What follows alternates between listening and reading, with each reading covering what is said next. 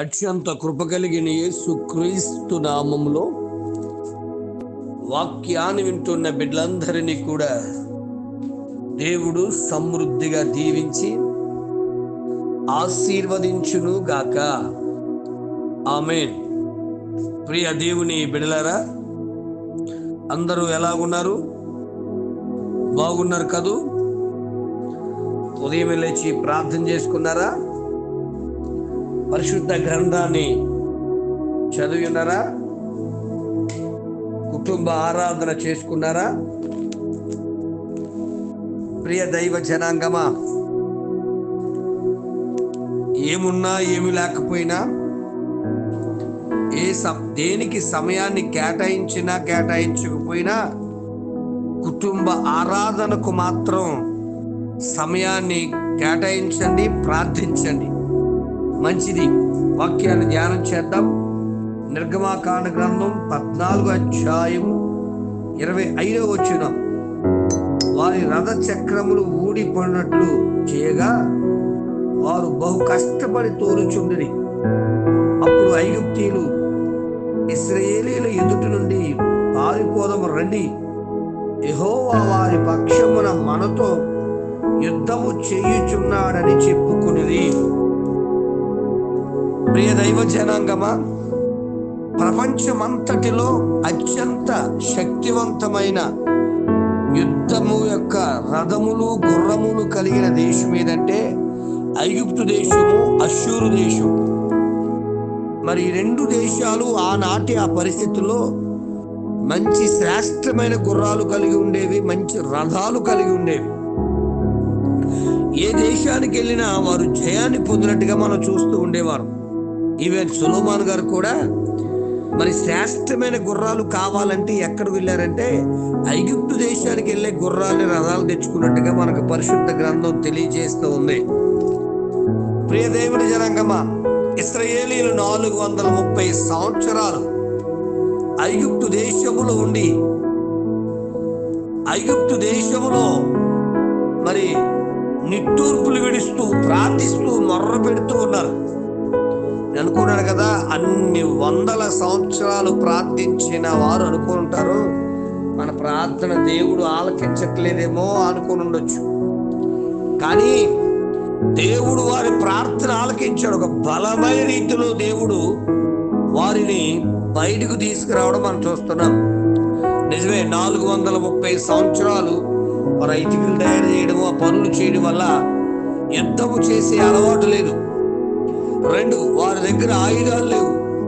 3, ఎటువంటి సమస్యలు వస్తే ఎలా తప్పించుకోవాలో ఆలోచనలు కూడా లేవు. ఒకటే ఉంది, ఒకటి ఏమిటి అంటే దేవునికి ప్రార్థించడం తప్ప మరొకటి తెలియదు. ప్రియ దేవుని బిడ్డలారా, మరి మోషే నాయకత్వంలో వారు ముందుకెళ్తున్నప్పుడు ఎదురుగా ఎర్ర సముద్రం, అటువైపు ఇటువైపు అరణ్యం, వెనకాల శత్రువైన ఐగుప్తు సైన్యం. బిడా, ఆలోచన చేద్దాం. అక్కడ కూడా మోషేకి ఆయుధం ఏమిటి అంటే ప్రార్థనే. మరి ప్రార్థన చేసినప్పుడు దేవుడు చెప్పాడు సాగిపోవుడి అని. ఆధ్యాత్మిక జీవితాల్లో సాగిపోవాలి, ఆగిపోకూడదు బిడ్డ. ఆధ్యాత్మిక జీవితాల్లో నిర్ణయాల ప్రకారం కష్టమైన, నష్టమైన, ఇబ్బంది అయినా ఏదైనా ముందుకి సాగిపోయేటట్లుగా ఉండాలి తప్ప ఆగిపోయేవారుగానే ఉండకూడదు. దైవ జనాంగమా, ఆలోచిస్తున్నారా? దయచేసి గమనించండి. వారు సాగిపోతున్న సమయంలో మరి ఎర్ర సముద్రం అడ్డు వస్తే దేవుని మాట విని వెళ్ళిపోతుంటే ఐగుప్తు సైన్యము కూడా ఆ యొక్క సముద్రంలోకి అడుగు పెట్టాయి. బాగా గమనిద్దాం. వారి గుర్రాలు చాలా వేగవంతంగా, వారి రథాలు వేగవంతంగా పరిగెడుతున్నాయి. అవన్నీ చూస్తున్నారు. ప్రియ దైవ జనాంగమా, అర్థం చేసుకున్నాం. ఇంతలో ఎర్ర సముద్రం కలిసిపోయింది. అప్పుడు అర్థమైంది ఎవరికి? ఐగుప్తు ప్రజలకు, సైన్యానికి. అమ్మో, దేవుడే వీరి పక్షమున యుద్ధం చేస్తున్నారు. వీరికి యుద్ధం రాదనుకున్నాం, వీరికి శక్తి లేదనుకున్నాం, వీరి దగ్గర ఆయుధాలు లేవనుకున్నాం. కానీ దేవుడు వీరి పక్షమును ఉండి మరి యుద్ధం చేస్తున్నాడు. దేవుని బిడ్డ, 138వ దావీదు కీర్తనలో 8వ చరణం చూస్తే పక్షము నుండి ఆశ్చర్య కార్యాలు జరిగిస్తాడు మాట్లాడుతున్నాడు.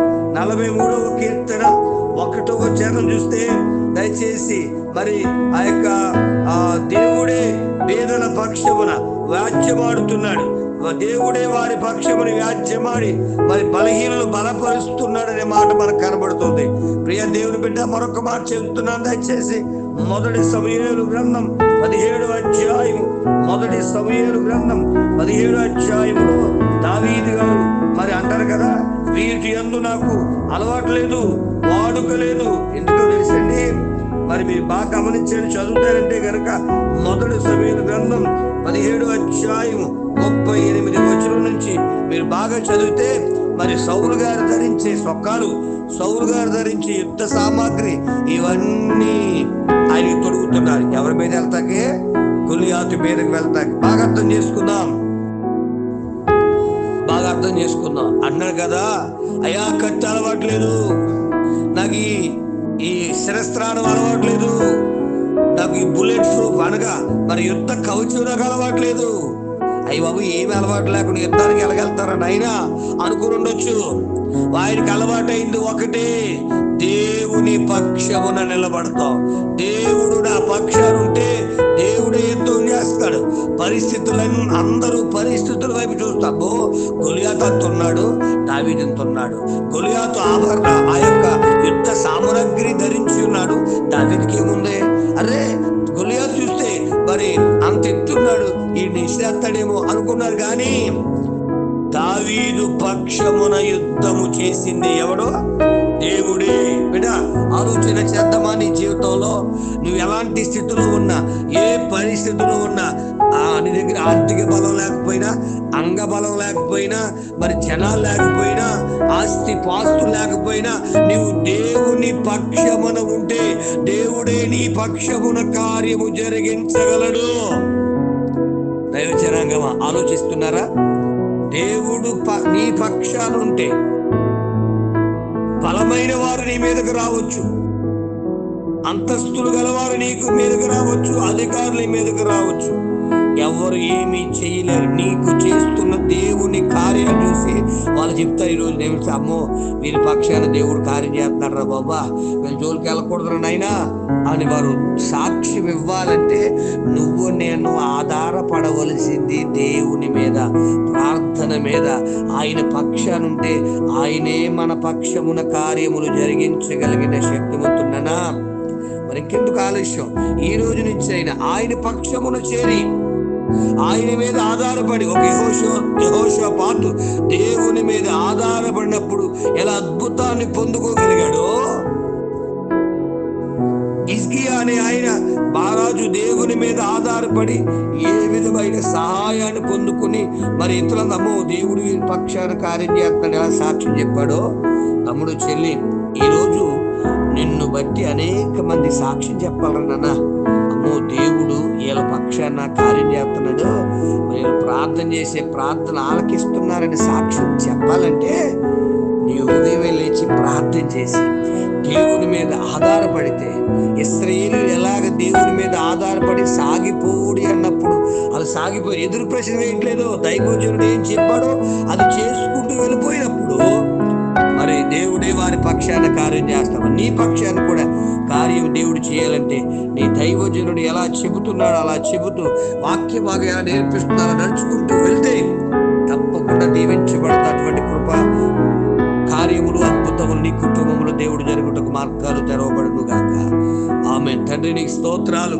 అయ్యా, నువ్వు మాకు పక్షము ఉండగా మాకు విరోధి ఎవరినైనా, ఎంతమంది విరోధులు ఉన్నా, వాళ్ళ మాకన్నా బలవంతులైనా, శక్తి గలవారైనా, అంగబలం, ఆర్థిక బలం ఉన్నా, ఏ బలం ఉన్నా, నువ్వు మా పక్షానుంటే మా పట్ల కార్యము జరిగించేవాడు. ఐగుప్తు సైన్యం శ్రేష్టమైందే, ఐగుప్తు రాజు బలవంతుడే, ఐగుప్తు రథములు గుర్రములు బహు బలమైనవే. కానీ ఇశ్రాయేలు పక్షమున కార్యము జరిగించిన దేవాది దేవుడు నైనా. అయ్యా, నీ బిడ్డలు అయ్యా బలహీనమై ఉండొచ్చు, కానీ నీ పక్షమున నిన్ను ఆశ్రయిస్తున్నాం. మమ్మల్ని అందరినీ బలపరచండి, ఈ బిడ్డలందరినీ మీరు బలపరచండి, అభిషేకించండి, ఆశీర్వాదం ఇవ్వండి, సేవలు వాడుకోండి, వర్ధలింపచేయండి, నడిపించండి, స్థిరపరచండి, బలపరచండి. నమ్మకమైన ప్రియబిడ్డలుగా జీవించుటకు మార్గాలు తెరవమని, స్థిరపరిచి బలపరిచి అభిషేకంతో నింపి ఆశీర్వాదకరముగా మార్చి భద్రపరచుకొని మరొక్కసారి నీ బిడ్డల పక్షాన మా పక్షమును ఉండి అయా ప్రతి శోధ నుంచి, ప్రతి శత్రువు నుండి, ప్రతి ఇబ్బంది నుండి, ప్రతి రోగము నుండి ప్రతి బిడ్డను విడుదల పరచు. ఆరోగ్యం ఇచ్చి ఆశీర్వాదం ఇచ్చి యేసు నామమున అడుగుచున్నాను తండ్రి, ఆమేన్. ప్రార్థనా అవసరం కొరకు నా సెల్ నంబర్ 9866958571. ప్రభు కృప మీకు తోడుగా ఉండును గాక.